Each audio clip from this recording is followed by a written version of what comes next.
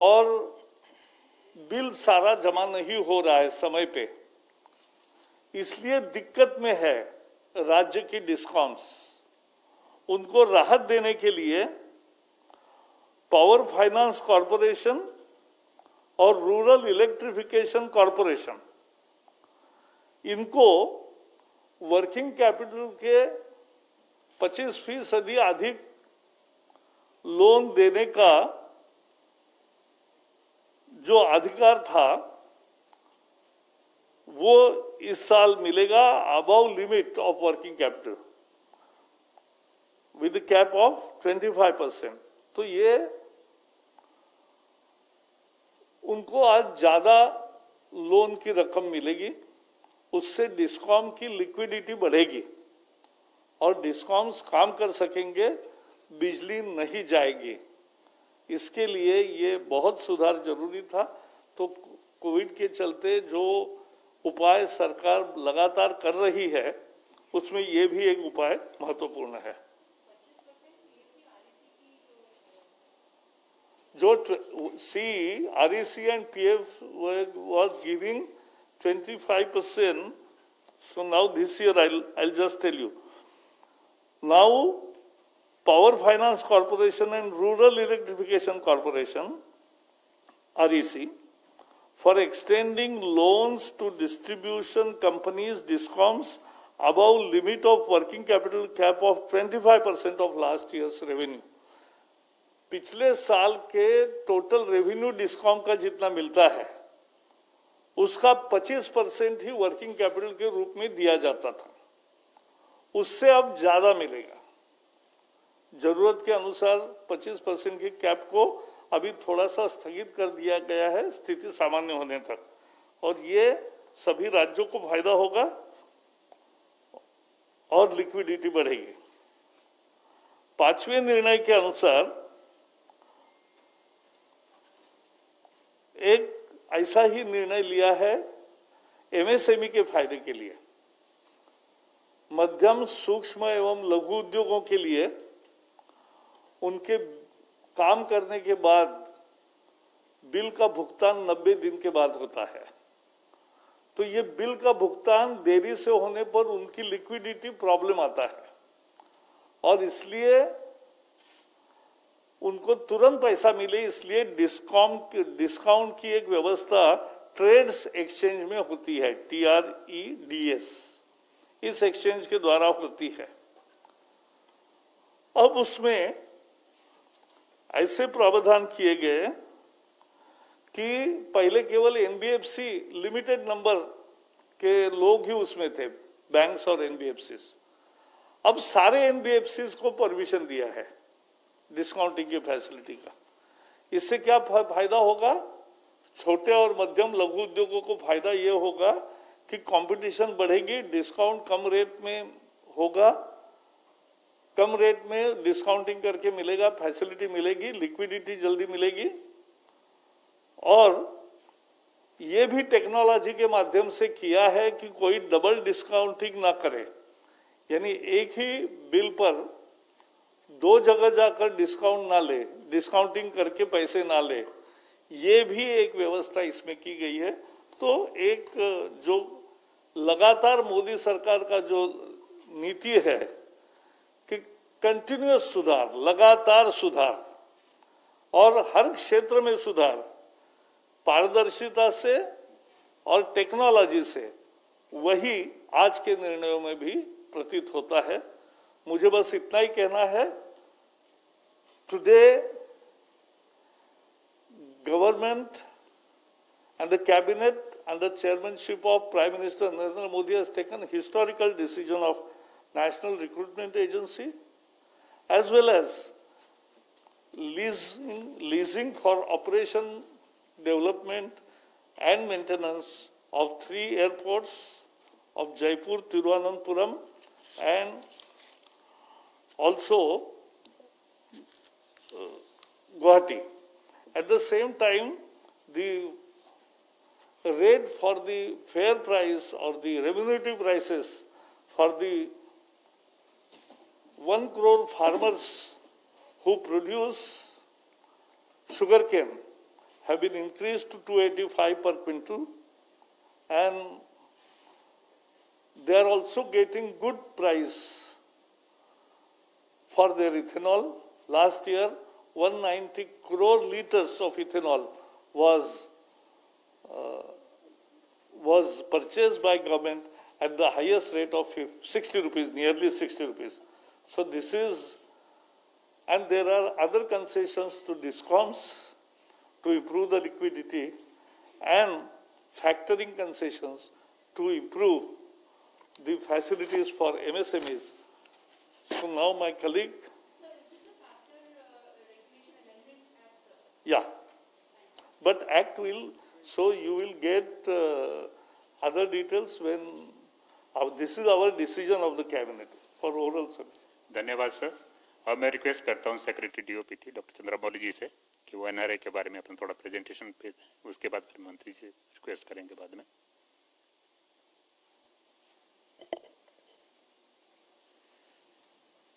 Today the historic decision of setting up a national recruitment agency has been taken by the Union Cabinet. This marks a paradigm shift in government recruitment. Next, please. Now, let us start with what are the problems. ये दिक्कतें क्या हैं जो उम्मीदवार face करते हैं। तो अगर देखा जाए तो पहले हर रिक्रूटमेंट एग्जाम का शेड्यूल अलग अलग होता है।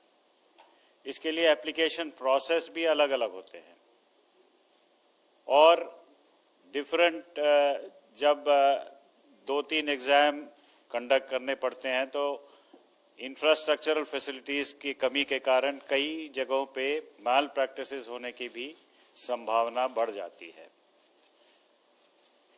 खासकर ये जो सेंटर्स हैं ये ज़्यादातर अर्बन एरियाज में होने के कारण कई ग्रामीण इलाके से जो कैंडिडेट्स आते हैं या जो महिला कैंडिडेट्स होते हैं या दिव्यांग कैंडिडेट्स होते हैं उनको यात्रा करने में खर्चा जो होता है और साथ में किसी को एस्कॉर्ट भी लाना पड़ता है, वहाँ रुकना पड़ता है, ये सब खर्चे जो हैं बहुत एक इम्पेडिमेंट बन जाते हैं कि ज़्यादा एग्जाम में पार्टिसिपेट करने के लिए ये एक बहुत बड़ा बाधा हो जाता है। फीस, अब हर एग्जाम का फीस अलग होता है और उसका भरने का तरीका भी अलग होता है। कोई मतलब ऑनलाइन भर लेता है, कोई मतलब डीडी मांगता है या ऐसे कई दिक्कतें आती है, मल्टीपल फीस देने पड़ते हैं। एग्जामिनेशन डेट्स कई बार क्लैश हो जाते हैं एक एजेंसी और दूसरे एजेंसी के बीच, तो कैंडिडेट को ये फिर निर्णय लेना पड़ता है कि कौन सा एग्जाम छोड़ें और कौन सा एग्जाम दे। बहुत ये इंफ्रास्ट्रक्चर की कमी भी महसूस होती है क्योंकि कुछ ही सेंटर्स में ये एग्जामिनेशन करवाए जाते हैं जहां पे कंप्यूटर फैसिलिटीज है जो ज़्यादातर अर्बन एरियाज में ही होते हैं, तो वहां इंफ्रास्ट्रक्चर की भी कमी महसूस की जाती है। ट्रांसपोर्टेशन एंड लॉजिंग, जैसे मैंने कहा, इसको गांव या दूर दराज इलाकों से उनको सेंटर में आने में दिक्कतें होती हैं ट्रांसपोर्टेशन की और रहने की। उस जगह पे 1-2 दिन रुकना पड़ता है, उसके लिए फिर लोगों को साथ में कोई एस्कॉर्ट भी लाना पड़ता है लोगों को। हर एग्जाम का करिकुलम, पाठ्यक्रम जो है वो अलग अलग निर्णित है, तो हर एक के लिए पढ़ाई जो करनी पड़ती है वो अलग ढंग से करनी पड़ती है। हालांकि लेवल एक ही है, जो भी एग्जाम्स दे रहे हैं उनका लेवल एक ही है, लेकिन उनको डिफरेंट करिकुलम, डिफरेंट पाठ्यक्रम होने के कारण उनको अलग अलग से तैयारी करनी पड़ती है। इन परीक्षा सेंटर्स में जो सिक्योरिटी देना पड़ता है उसके लिए भी लार्ज स्केल मोबिलाइजेशन करना पड़ता है, तो वहाँ पे एकदम पूरा जो जिले का जितने भी ऑफिसर्स हैं उनको डिप्लॉय करना पड़ता है, पुलिस को डिप्लॉय करना पड़ता है। ये सिक्योरिटी का भी मामला बहुत मुश्किल हो जाती है। इन सब के कारण जो है कॉस्ट तो बढ़ती हैं, खर्चा तो बढ़ता ही है, और अंत में जो साइकिल ऑफ रिक्रूटमेंट है रिजल्ट लाने में और भर्ती करने में जो साइकिल ऑफ रिक्रूटमेंट है ये बहुत लंबा हो जाता है। ये तो हो गई प्रॉब्लम जो कैंडिडेट्स फेस करते हैं। Next please. अब कई दिक्कतें ये इंस्टीट्यूशंस जो इन एग्जामिनेशंस को कंडक्ट करते हैं उनके लिए भी कई दिक्कतें होती हैं, जैसे कि मल्टीपल रिक्रूटमेंट एजेंसी हैं। मंत्री जी ने कहा कि ऑलमोस्ट सेंट्रल गवर्नमेंट में 20 से अधिक रिक्रूटमेंट एजेंसीज हैं। हालांकि हम अभी 3 ही एजेंसीज के एग्जामिनेशंस को कॉमन कर रहे हैं, but in course of time ये अनुमानित है कि हम लोग सारे रिक्रूटमेंट एजेंसीज के लिए ये कॉमन एलिजिबिलिटी टेस्ट कर पाएंगे। तो मल्टीपल रिक्रूटमेंट एजेंसीज हैं, मल्टीपल टायर्स ऑफ एग्जामिनेशन है। टायर 1 जो होता है वो प्रिलिमिनरी टाइप का होता है, जहां पे करीबन 2.5 करोड़ से ज्यादा कैंडिडेट्स उसको लेते हैं। तो उसके बाद वहां से फिल्टर होके मेन एग्जाम जो है टायर 2 कहलाता है। तो टायर 2, टायर 3 एग्जामिनेशंस के लिए वो तैयार होते हैं। तो ये मल्टीपल टायर्स ऑफ एग्जाम जहां भी हो रहा है, तो बार बार एग्जामिनेशन देते देते ऑलमोस्ट सारे साल में इंस्टीट्यूशन को कुछ ना कुछ कहीं ना कहीं मतलब एग्जामिनेशन करने के लिए कुछ तैयारी करनी पड़ती है। लैक ऑफ स्टैंडर्डाइजेशन, एक समान स्तर का ये एग्जामिनेशन नहीं होता है, कहीं बहुत इजी हो जाता है, कहीं बहुत डिफिकल्ट हो जाता है। तो इसको एक समान स्तर पे लाने के लिए एक स्टैंडर्डाइजेशन प्रोसेस की भी जरूरत है। वेन्यूज, एग्जामिनेशन कंडक्ट करने के लिए जो वेन्यूज हैं वो बहुत ही लिमिटेड हैं एंड मोस्टली ये अर्बन एरिया में, शहरों में ही पाए जाते हैं। तो अवेलेबिलिटी ऑफ वेन्यूज के बेसिस पे भी हमको एग्जामिनेशन के शेड्यूल को एडजस्ट करना पड़ता है। सिक्योरिटी का तो मैंने कह दिया पहले ही। सुपरविजन और इन्विजिलेशन के लिए जो स्टाफ डिप्लॉय करने पड़ते हैं वो भी लिमिटेड है। लेकिन मल्टीपल एग्जामिनेशंस, मल्टीपल ऑर्गेनाइजेशन जब करती है, उन्हीं लोगों को इन्विजिलेशन के लिए लगाया जाता है। तो almost through out the year उनको भी इस काम पे लगाना पड़ता है।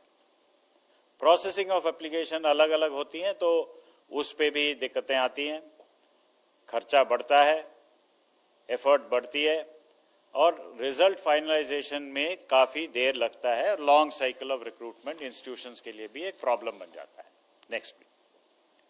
Just to give you an idea कि कितने लोग लेते हैं, 1 लाख, करीबन 1,25,000 वैकेंसीज हर साल सेंट्रल गवर्नमेंट में group B and group C में अराइज करते हैं, जिसमें 2.5 से 3 करोड़ लोग इसको लेते हैं।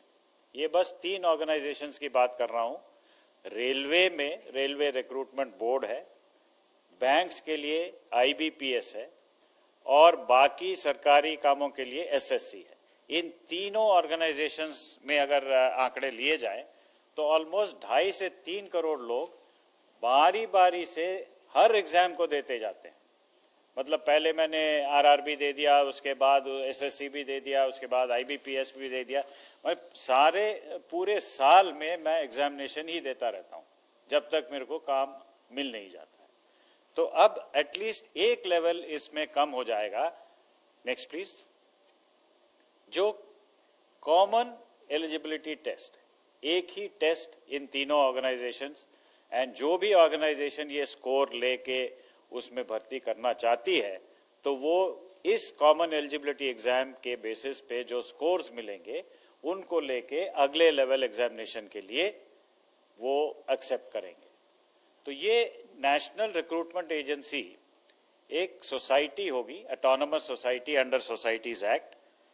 तो इसमें तीनों एजेंसीज के रिप्रेजेंटेटिव्स होंगे, जैसे मैंने कहा SSC के, RRB के और IBPS के, तीनों के रिप्रेजेंटेटिव्स होंगे इस सोसाइटी को फॉर्म करने में, गवर्निंग बॉडीज में।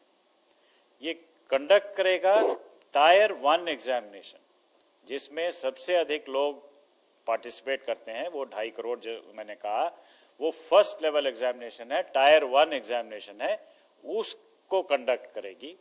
ये फुल्ली ऑनलाइन एग्जाम होगा, कंप्यूटर बेस्ड एग्जाम होगा, और उसके स्कोर्स जो हैं वो इमीडिएटली कैंडिडेट को मिल जाएगा, जिसके बेसिस पे वो किसी भी एजेंसी में अपना, या एसएससी हो या आरआरबी हो या आईबीपीएस हो, उस स्कोर के आधार पे वो अप्लाई करके अगले लेवल एग्जामिनेशन ले सकते हैं। अब तीन ही एजेंसीज को पहले लिया है हमने, लेकिन in due course of time जैसे जैसे ये स्टेबलाइज होता जाएगा तो सारे रिक्रूटमेंट एजेंसीज में इस स्कोर को एक्सेप्टेंस देने की, इसको एक्सपैंड करने की भी हम सोच रहे हैं।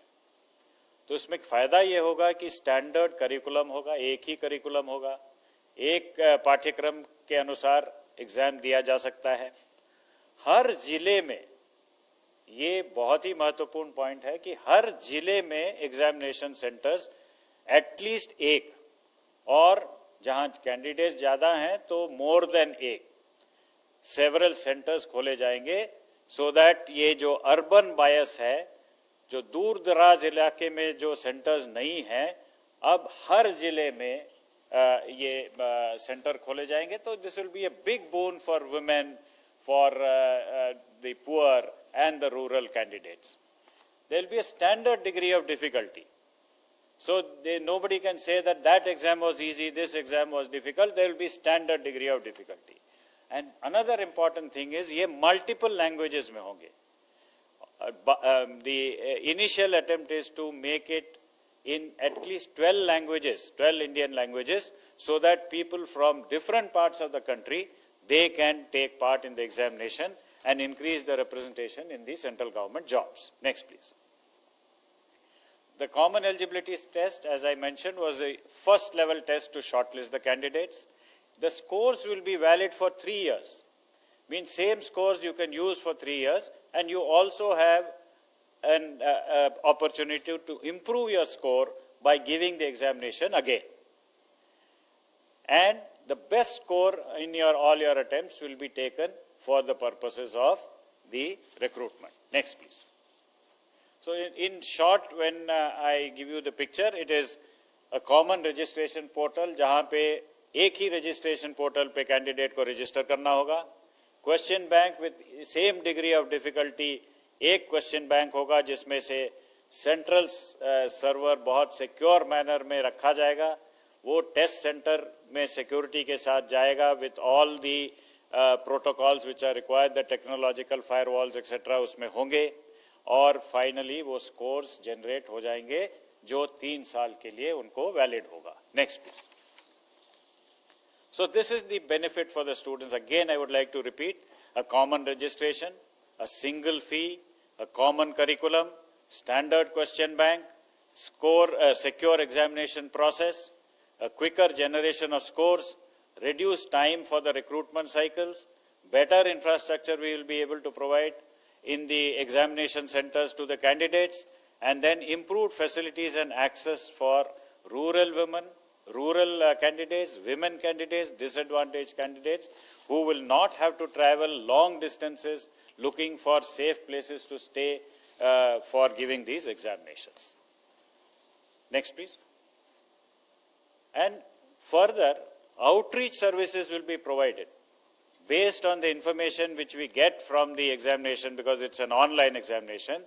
Aspirational districts, areas which are not throwing up many candidates, we would reach out to them, provide facilities to them.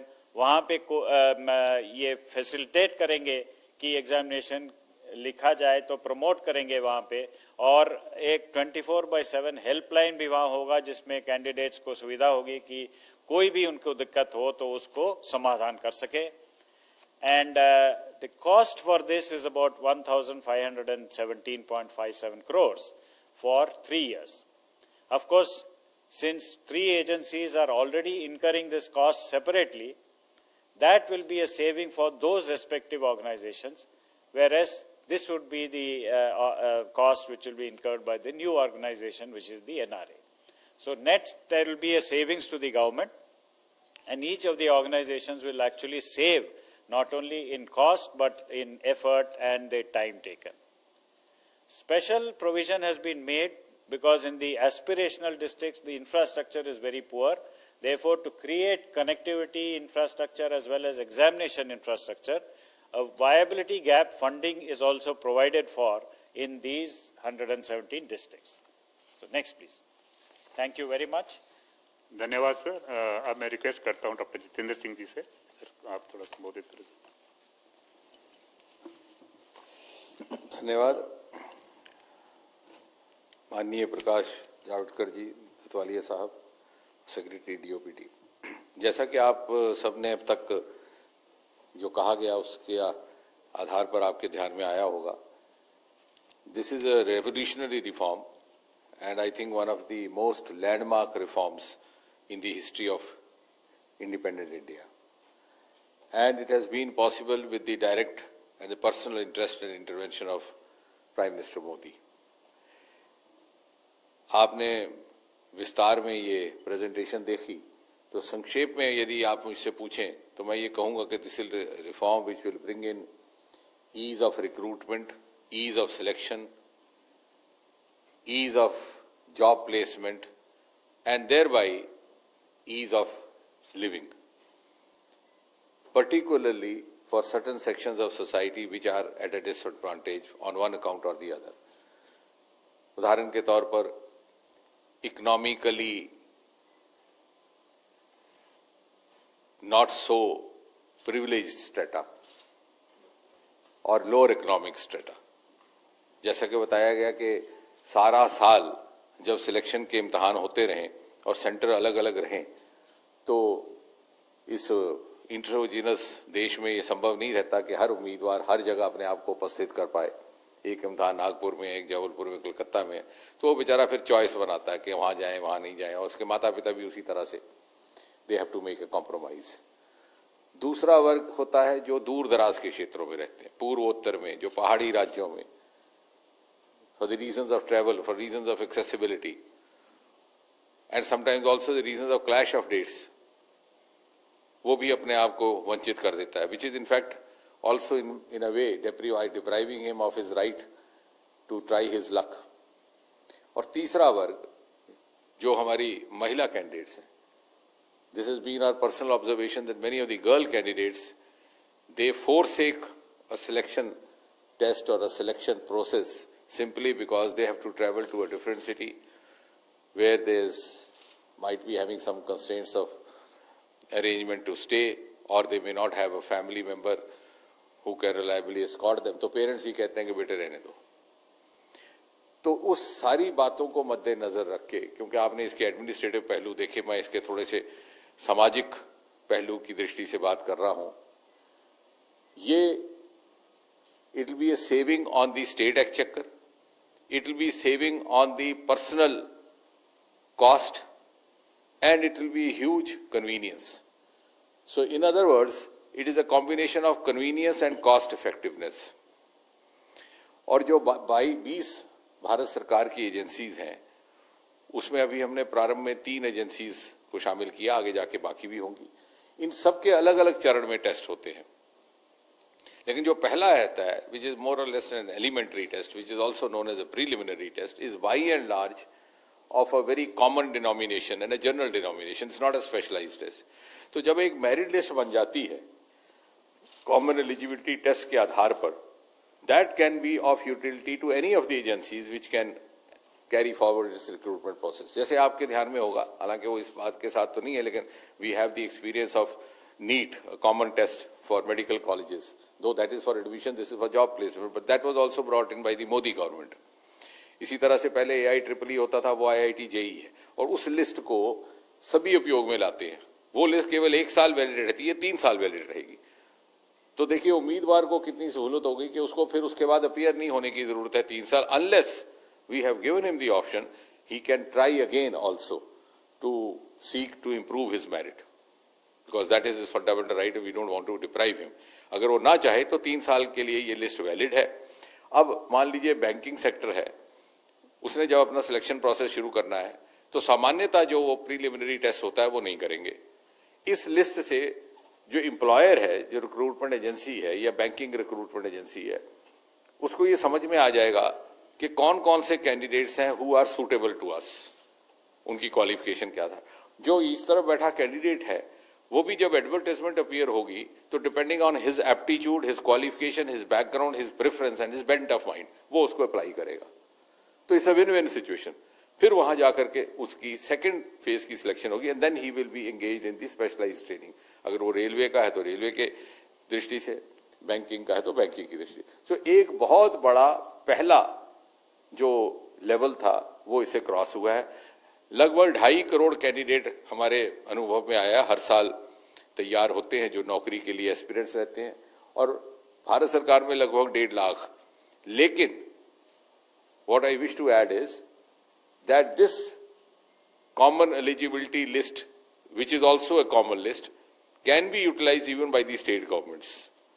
और हम राज्य की सरकारों को भी सुझाव देंगे और उनके जब समझ में आएगा तो निश्चय ही वो भी समझेंगे कि उसमें इनका लाभ है, क्योंकि राज्य सरकार के लिए भी उनका स्टेट एक्सचेकर में बचत होगी।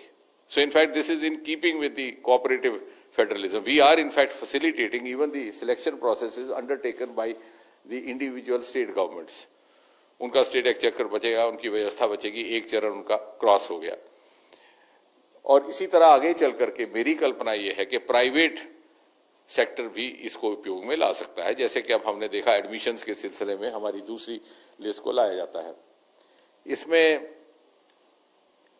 1 साल के अंदर 2 होंगे इस प्रकार के टेस्ट, जो बात छूट गई थी वो आपके ध्यान में रहे। और जैसा कि बताया गया है आपको कि 1000 centre to begin with and at least 1 center necessarily in each district, so that, in other words, you can put it that no candidate will have to travel outside his district, which is a huge relief for those who come from background like many of us who had never seen a train. Actually I had never seen a train before I went to a professional college.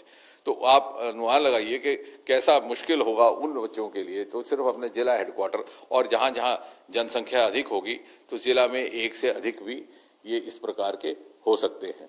और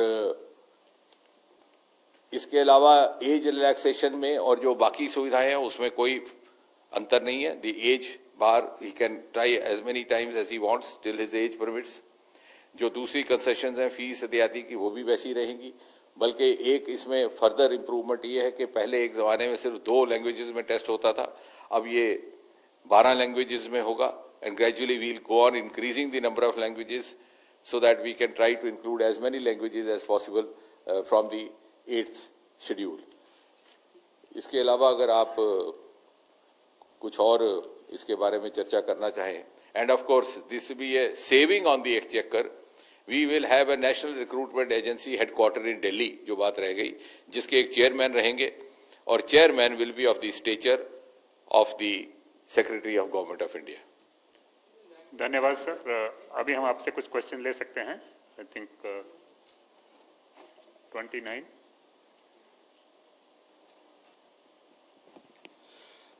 sir मेरा सवाल Jitendra sir से है। Sir एक बात बताएं कि इसमें उम्र को लेके आपने कहा कि एज बार वो किस तरीके से होगा। मान लीजिए रेलवे में उम्र की कोई सीमा है, बैंक में कुछ सीमा है, एसएससी की कुछ सीमा है, तो क्या इसमें कोई कॉमन उम्र की सीमा होगी या फिर ऐसा? नहीं, देखिए प्रीलिमिनरी टेस्ट में जिस प्रकार की सीमाएं पहले से निर्धारित है वही रहेंगी यहाँ पर भी, और बाई एंड लार्ज अलग सीमाएं नहीं है। मतलब कॉमन जो सर्विस रूल्स में जो एज लिमिट है वो उसी तरह से रहेगी। भले अब जैसे शेड्यूल कास्ट कैटेगरी के लिए थोड़ी सी एज लिमिट अलग है, कुछ दिव्यांगों के लिए अलग है, तो that rules remains as it is, that has not been touched. This is only to bring in ease of selection by overcoming 1 stage, first stage, और बाकी किसी चीज को नहीं छेड़ा गया। 52। मेरा सवाल जितेंद्र सर से है। सर जिस तरह से एनटीए बना था आज से 2-3 साल पहले, तब जो है स्टूडेंट्स को टेक्नोलॉजी से अप्राइज करने के लिए उन्हें मॉक टेस्ट भी देने की इजाज़त दी गई थी, और ताकि वो कंप्यूटर वगैरह से फेमिलियर हो जाए। जो नेशनल रिक्रूट एजेंसी बन रही है, क्या जो पेपर 2 साल में होने, मतलब साल में 2 बार होने वाले हैं, क्या जो कैंडिडेट्स बैठ रहे हैं उन्हें मौका मिलेगा कि वो मॉक टेस्ट पहले दें, ताकि जो है वो अप्राइज हो सके टेक्नोलॉजी से? किस तरह, क्योंकि दूर दराज से लोग आएंगे, ग्रामीण क्षेत्रों से लोग आएंगे, कई लोग जानते भी नहीं है कि ऑनलाइन में कैसे दिया जाएगा, कैसा फॉर्मेट होगा, क्या ऐसे मौके दिए जाएंगे? बल्कि उनको ये फायदा रहेगा। एक तो जैसे आपने कहा, आपकी बात से ही जुड़ती बात है कि यकीनन दी नेशनल रिक्रूटमेंट एजेंसी अथॉरिटीज ये भी सुनिश्चित करेंगी वहाँ प्रशिक्षण भी किया जाए, अवेयरनेस भी होगी, वो शायद प्रेजेंटेशन में आया भी बीच में। और साथ ही साथ जो लोग दूर दराज, जैसे आपने कहा, who had no access at all, वो ऐसे लोग हैं जो पहुंच ही नहीं पाते थे सेंटर तक, वो कम से कम अब इस स्थिति में होंगे, सेंटर में पहुंचेंगे और वहां उनका प्रशिक्षण होगा। So this is a huge breakthrough for them. 10. My question is towards Javadekar sir. So you mentioned about the MSMEs and the TREADS platform wherein more NBFCs will be able to participate. Could you please explain to us that, what are those provisions and what is the amendment that government has today cleared in terms of the Factor Regulation Act, sir?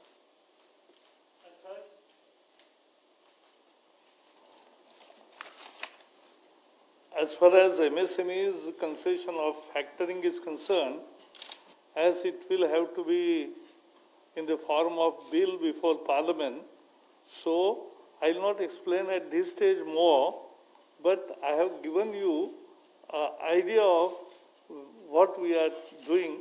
After the bill is introduced, you will get it. 260.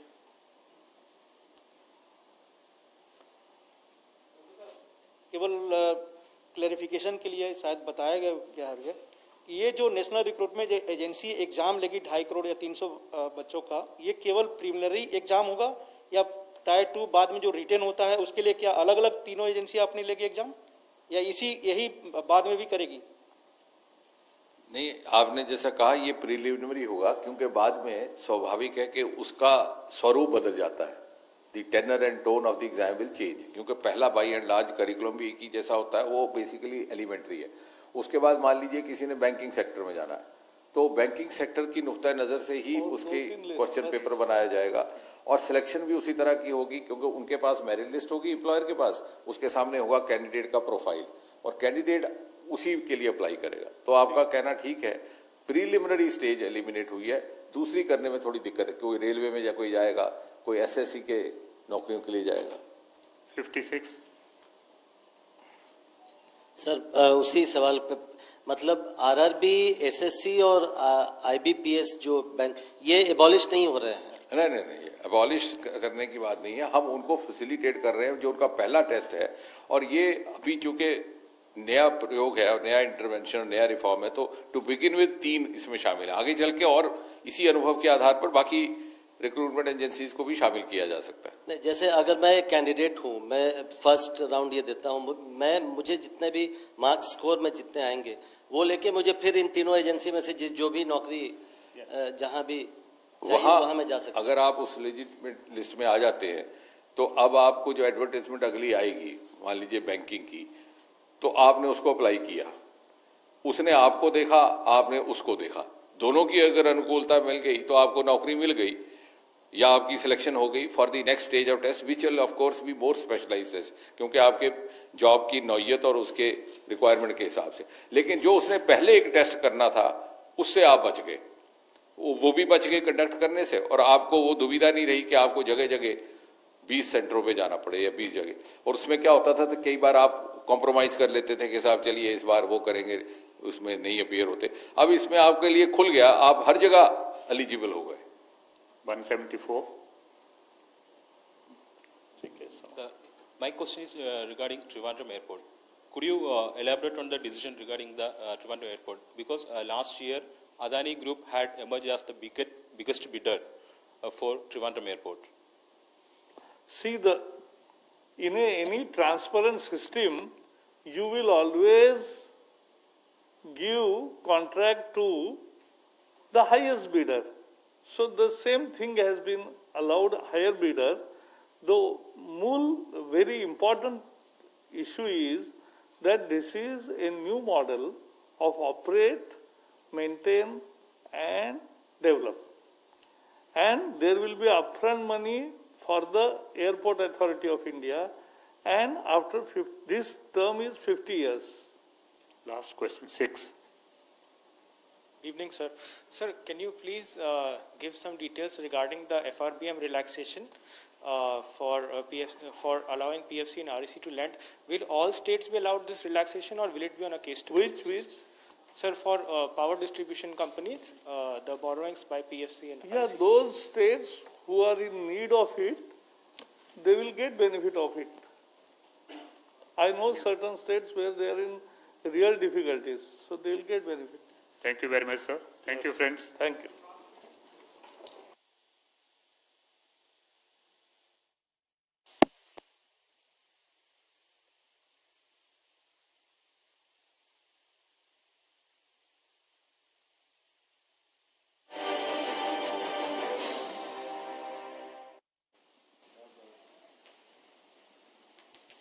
आजाद भारत के इतिहास में मोदी सरकार ने आज कुछ अहम फैसले लिए हैं। आम जनता से जुड़े ये अहम फैसले हैं और सबसे बड़ी बात, आज जिस तरह से राष्ट्रीय भर्ती एजेंसी को कैबिनेट ने अपनी मंजूरी दी है, इस बात का संकेत 2020 के बजट की घोषणा में भी वित्त मंत्री निर्मला सीतारमण ने इस बात को रखा था कि किस तरह से इस पर काम हो रहा है, और आज इस पूरी एजेंसी को मंजूरी दे दी गई है। आने वाले समय में ये पूरी भर्ती प्रक्रियाओं को और खासकर राजपत्रित पदों और बैंकों के लिए परीक्षा का आयोजन करेगी।